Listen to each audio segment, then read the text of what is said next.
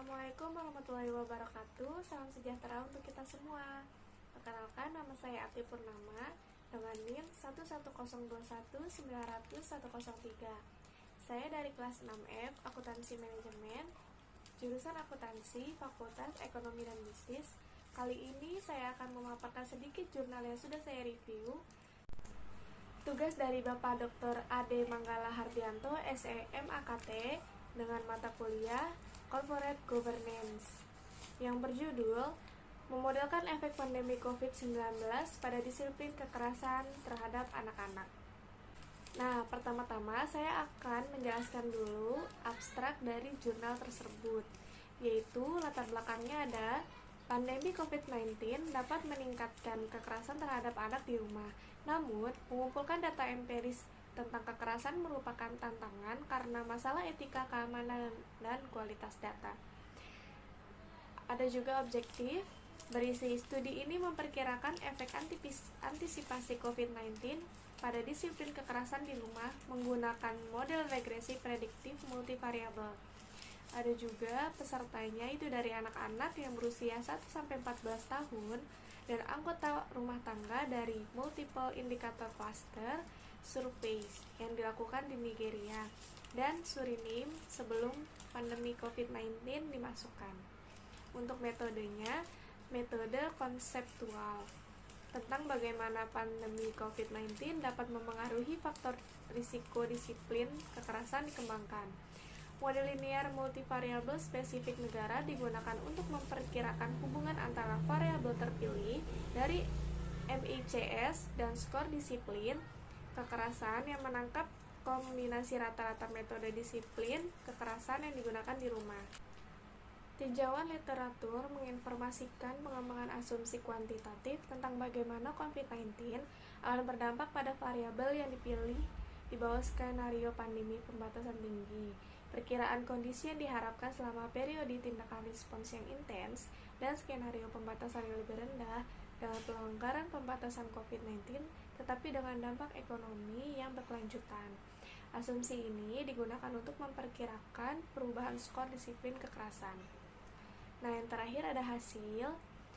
Di bawah ini skenario pembatasan tinggi akan ada peningkatan 35% sampai 46% dalam skor disiplin kekerasan di Nigeria, Mongolia, dan Suriname.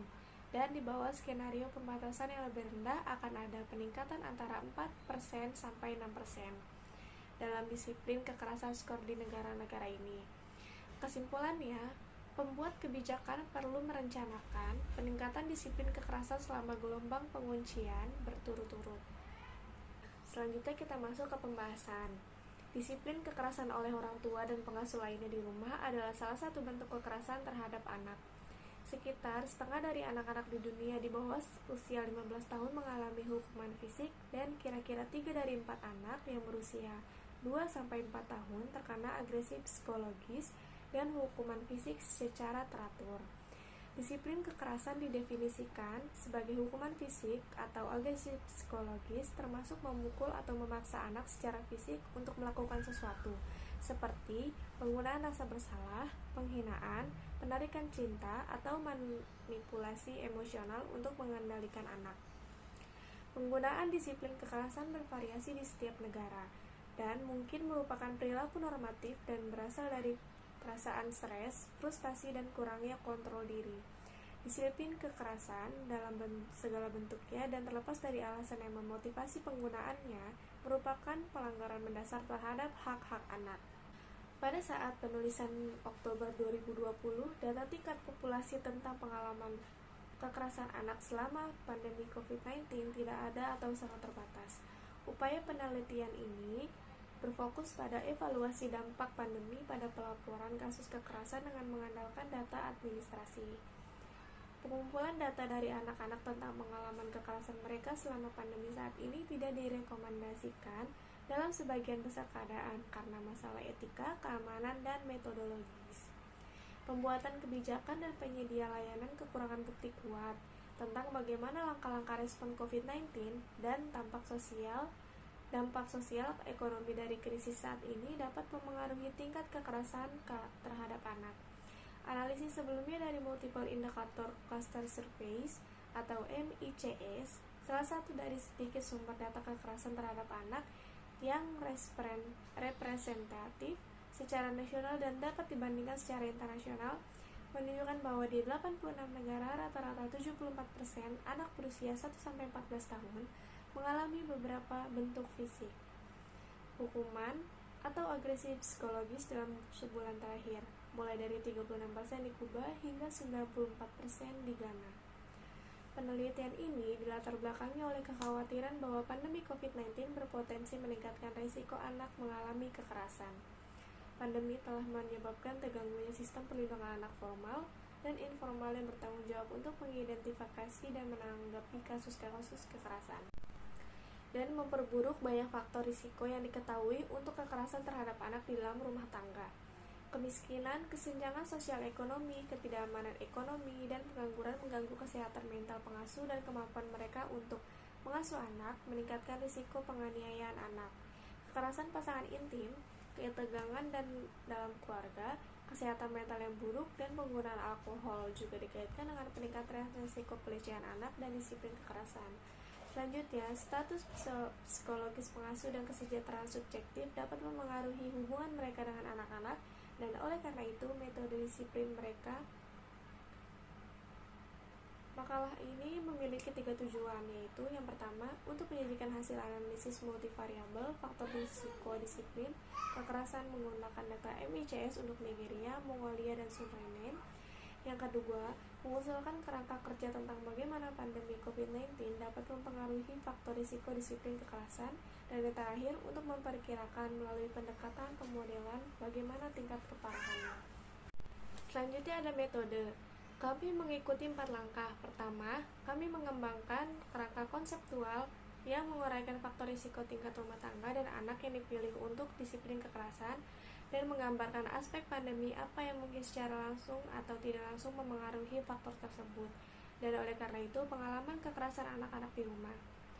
Kami membedakan antara faktor-faktor yang memungkinkan akan terpengaruh oleh pandemi COVID-19 dan faktor-faktor yang tidak akan berubah tetapi merupakan prediktor penting dari disiplin kekerasan.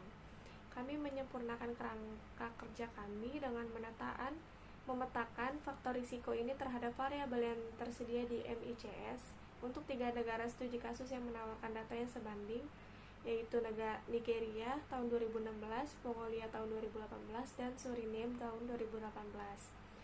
Yang kedua, kami mengembangkan model multivariabel untuk memperkirakan hubungan antara faktor risiko dari kerangka konseptual kami dan tingkat keparahan disiplin anak yang melakukan kekerasan dalam kondisi non-pandemi.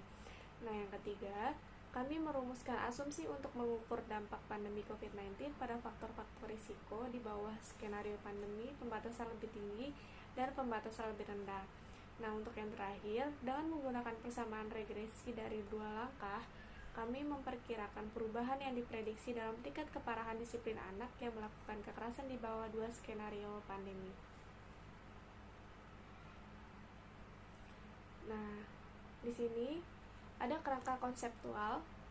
Bagaimana sih pandemi COVID-19 dapat mempengaruhi disiplin kekerasan? Di sini terdapat gambaran pada kerangka ekologis yang mendefinisikan kekerasan sebagai hasil dari berbagai interaksi di tingkat individu, antar pribadi, keluarga, dan masyarakat untuk mengidentifikasi jalur menuju disiplin kekerasan dalam konteks COVID-19. Kerangka kerja menggambarkan kemungkinan jalur menuju disiplin kekerasan yang berasal dari 3 tindakan respon COVID-19 yang umum, penutupan bisnis, jarak sosial, dan pembatasan pergerakan, dan penutupan sekolah, serta dari ketakutan dan ketidakamanan umum yang dipicu oleh penyebaran COVID-19 dan oleh perubahan dalam konteks sosial dan ekonomi global. Diinformasikan oleh literatur tentang faktor risiko yang diketahui untuk disiplin anak yang melakukan kekerasan, termasuk bukti yang muncul tentang jalur menuju kekerasan dalam kondisi pandemi. Ketersediaan data dalam MCS juga menjadi pertimbangan dalam pengembangan framework. Kami mendefinisikan disiplin kekerasan sebagai hasilnya.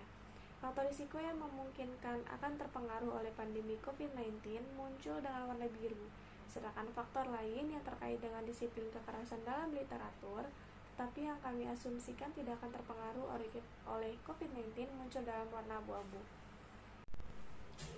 Pandemi saat ini tidak diragukan lagi untuk menghasilkan perubahan besar dalam ekonomi global dengan konsekuensi baik untuk tingkat pendapatan dan kekayaan, serta lapangan kerja di tingkat rumah tangga. Demikian pula efek potensialnya pada kesehatan mental telah diakui secara luas. Ketidakamanan ekonomi ditambah dengan perintah tinggal di rumah dan ketakutan penularan yang meluas, berkontribusi pada peningkatan stres dan kecemasan di antara pengasuh dan mungkin telah meningkatkan risiko konflik di rumah. Modifikasi gaya hidup, kebiasaan, dan tanggung jawab perawatan yang disebabkan oleh tingkat pencegahan COVID-19 juga memengaruhi status psikologis dan kesejahteraan subjektif individu, dengan konsekuensi risiko pengasuh yang keras. Struktur keluarga dan komposisi rumah tangga mungkin juga telah diubah karena perubahan terkait COVID-19 dalam arus migrasi, pola pekerjaan, dan peluang ekonomi. Penutupan sekolah dan bisnis dan pembatasan pergerakan telah secara radikal mengubah cara dan tempat orang dewasa dan anak-anak menghabiskan waktu mereka, yang dapat mempengaruhi paparan anak terhadap kekerasan di rumah. Dalam kerangka kerja ini, waktu anak-anak dibagi antara sekolah dan keterlibatan dalam pekerjaan seperti pekerjaan rumah tangga dan kegiatan ekonomi. Nah, selanjutnya ada sumber data. Kami menggunakan data MICS dari Nigeria, Mongolia, dan Suriname untuk memperkirakan nilai rata-rata dan hubungan antara faktor risiko tingkat rumah tangga dan anak dan disiplin kekerasan dalam kondisi non-pandemi.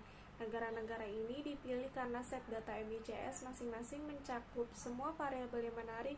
Mereka beragam secara geografis dan berbeda dalam jumlah kasus COVID-19 dan keketatan tindakan respon yang diterapkan. Meskipun kami memilih negara dengan variabel serupa, analisis kami tidak boleh ditafsirkan sebagai perbandingan lintas negara, tetapi ditujukan untuk menunjukkan bagaimana pendekatan pemodelan ini dapat diterapkan pada kumpulan data yang berbeda. Bagaimana pandemi COVID-19 mempengaruhi faktor risiko disiplin kekerasan? Kami merumuskan asumsi tentang besaran dan arah dampak pandemi COVID-19 pada paparan rumah tangga dan anak dari kerangka konseptual kami di bawah dua skenario. Skenario pembatasan tinggi dan skenario pembatasan yang rendah. Skenario pembatasan tinggi menggambarkan situasi potensial setelah pandemi dan mewakili situasi yang mungkin dialami negara-negara dalam fase tindakan penahanan yang intens. Nah, untuk skenario pembatasan yang lebih rendah mengacu pada situasi ketika langkah-langkah penahanan mungkin sudah mulai berkurang, tetapi efek dari krisis ekonomi yang dipicu oleh pandemi mungkin sudah mulai meningkat. Untuk menginformasikan asumsi ini, kami melakukan tinjauan literatur dan juga mengandalkan pendapatan ahli. Untuk tinjauan literaturnya, mencari bukti tentang hubungan antara pandemi, krisis kemanusiaan dan ekonomi, bencana alam, dan salah satu variabel paparan yang diidentifikasi dalam kerangka konseptual kami. Kami mencari PubMed, Google Scholar, dan Econlit dengan kata kunci seperti pandemi, epidemi, krisis, bencana, COVID-19, karantina, dan kata kunci untuk setiap variabel perantara. Kami juga menelusuri situs web lembaga akademis, LSM, dan organisasi lain yang terlibat dalam COVID-19 saat ini dan tanggapan epidemi masa lalu untuk mengidentifikasi bukti dan kertas kerja terbaru yang tidak dipublikasikan. Kami juga meninjau literatur yang dikutip dalam tinjauan cepat UNICEF tentang bukti tentang efek pandemi pada perlindungan anak. Untuk ringkasan temuan utama, ditemukan bahwa pandemi COVID-19 memungkinkan akan memengaruhi pengalaman disiplin kekerasan anak di rumah. Ada perbedaan besar dalam skor disiplin kekerasan sebelum COVID di setiap negara yang penting dalam menginformasikan interpretasi hasil dari model multivariabel. Di bawah skenario COVID-19 pembatasan tinggi, kami memperkirakan peningkatan 35% hingga 46% dalam skor disiplin kekerasan dari tingkat dasar masing-masing di setiap negara. Pemodelan skenario pembatasan yang lebih rendah jangka panjang yang mengasumsikan beberapa pelonggaran pembatas dikombinasikan dengan efek ekonomi yang berkelanjutan, menunjukkan peningkatan 4 hingga 6% dalam skor disiplin kekerasan. Analisis kami juga menunjukkan bahwa penurunan tingkat kebahagiaan di antara anggota rumah tangga bisa menjadi pendorong utama peningkatan disiplin kekerasan. Hasil ini tidak boleh ditafsirkan sebagai perubahan proporsi atau jumlah anak yang mengalami kekerasan akibat COVID-19. Juga tidak dimaksudkan untuk memberikan perbandingan lintas negara. Secara bersama-sama, mereka menunjukkan peningkatan keparahan kekerasan rumah tangga selama gelombang penguncian berturut-turut. Hasil menunjukkan bahwa pencegahan kekerasan harus menjadi pusat langkah-langkah tanggapan COVID-19. Metode ini juga memiliki kekuatan dan keterbatasan, yaitu pendekatan yang digunakan data mikro dari software MICS yang representatif secara nasional sebanding secara internasional dan tersedia untuk lebih dari 100 negara. Sebagian besar survei ini memiliki data yang relevan tentang berbagai indikator yang dipengaruhi oleh COVID-19 dan yang terkait dengan disiplin kekerasan. Data tentang disiplin kekerasan dikumpulkan menggunakan PCCTS di semua rangkaian yang mengukur apakah tindakan perilaku tertentu digunakan terhadap anak-anak di rumah tangga. Kami mengakui bahwa apakah peserta survei mendefinisikan tindakan ini sebagai kekerasan, kemungkinan berbeda di seluruh negara, yang memiliki implikasi penting untuk bagaimana hasil diimplementasikan. Namun, hasil kami menunjukkan bahwa terlepas dari perbedaan interpretasi tentang apa yang dimaksud dengan kekerasan, kami menemukan bahwa kami dapat mengoperasionalkan sebagian besar jalur utama di mana pandemi COVID-19 dapat mempengaruhi disiplin kekerasan. Ini berarti bahwa dapat menyesuaikan model statistik dengan data tingkat individu yang kuat untuk menggambarkan hubungan antara rumah tangga, paparan tingkat anak, covariat yang relevan, dan hasil disiplin kekerasan kami. Merumuskan asumsi tentang bagaimana COVID-19 dapat mempengaruhi indikator tingkat rumah tangga dan anak, tetapi mengandalkan data survei untuk memodelkan skenario besar kami. Pendekatan pemodelan regresi multivariabel yang kami ambil dapat direplikasi dalam pengaturan lain dan dapat diakses oleh berbagai profesional dengan pelatihan statistik yang memadai dan tidak memerlukan pengetahuan khusus tentang pemodelan matematika. Berbagai upaya telah dilakukan untuk memperkirakan dampak COVID-19 terhadap berbagai bentuk kekerasan. Namun, tinjauan baru-baru ini terhadap bukti COVID-19 dan kekerasan terhadap perempuan dan anak hanya menemukan 3 penelitian yang mencoba mengukur dampak pandemi terhadap pengalaman kekerasan anak. Ketiga studi dilakukan di lingkungan berpenghasilan menengah ke atas dan mengandalkan data administratif untuk menilai dampak pandemi pada pelaporan kasus pelecehan. Menggunakan data dari Hospital for Children (HS Foundation Trust di London untuk memperkirakan peningkatan 1.493% kasus trauma kepala akibat kekerasan pada periode antara Maret dan April 2020 dibandingkan dengan 3 tahun sebelumnya. Menggunakan laporan penganiayaan anak dari Layanan Perlindungan Anak Indiana antara Januari dan Mei 2020 menemukan penurunan kasus yang dilaporkan pada bulan April dan Mei 2020. Demikian pula, menggunakan anak, laporan kasus penganiayaan dari kantor Jaksa Agung Mexico City menggunakan metode kuasi eksperimental untuk memperkirakan efek penutupan sekolah pada deteksi dan pelaporan kasus dan menemukan pengurangan 21 hingga 30% dengan efek yang lebih besar di antara anak perempuan dan di kota madya yang lebih miskin. Analisis data dari survei terhadap 48 saluran bantuan anak mengungkapkan bahwa jumlah kontak ke saluran bantuan meningkat drastis selama pandemi COVID-19 dan jumlah kontak terkait kasus kekerasan meningkat di beberapa negara sementara di negara lain menurun. Mengingat tingginya tingkat kekerasan terhadap anak bahkan sebelum pandemi dan potensi dampak tindakan COVID-19 terhadap faktor risiko yang terkait dengan kekerasan tersebut, upaya pencegahan dan penanganan kekerasan terhadap anak harus diintegrasikan sebagai komponen penting dari respon pandemi dan rencana pemulihan. Meskipun beberapa tindakan yang diberlakukan untuk menahan COVID-19 seperti penutupan sekolah mungkin telah mengurangi paparan anak-anak terhadap bentuk-bentuk kekerasan tertentu, misalnya kekerasan berbasis sekolah, risiko kekerasan anak-anak di lingkungan lain termasuk rumah dan online mereka tetap tinggi. Peningkatan disiplin kekerasan dalam model kami terutama didorong oleh penurunan besar dalam kebahagiaan selama periode pembatasan COVID-19 yang tinggi. Kekayaan dan perubahan pola penggunaan waktu anak-anak relatif kurang penting. Meskipun temuan ini harus ditafsirkan dengan hati-hati karena ada batasan bagaimana kekayaan atau pendapatan dan penggunaan waktu anak-anak dapat dioperasikan menggunakan data MICS.